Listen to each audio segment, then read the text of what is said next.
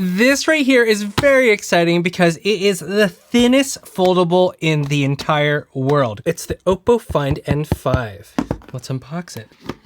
See what's inside. Okay, we get a 80-watt fast charging. This is a second generation silicon carbon technology battery that's inside of it. So despite how thin it is, holy cow, it still has a 5,600 milliamp battery. So you have the case here. Hey, wow. Is it just for the back? Not even the front. Interesting. Has a faux leather material on it too. The moment of truth. Oh my gosh. Okay, so I have the black one. Oh my gosh. What the heck? Do you see how thin that is? This is crazy. So it's 4.21 millimeters while open, and then when it's closed, it's 8.93 millimeters thick. Oh my goodness.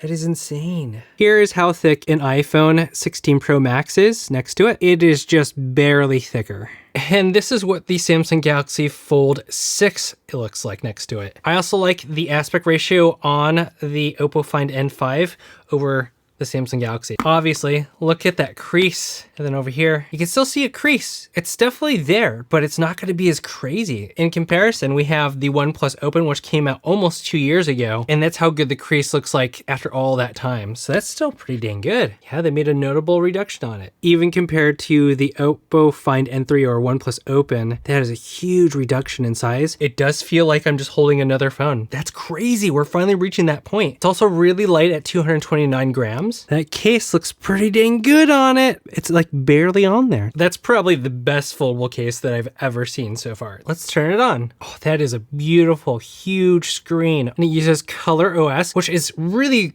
awesome in terms of multitasking, especially on a larger screen. You should definitely try it out if you're not used to it yet. I think in many ways, it's better than One UI from Samsung.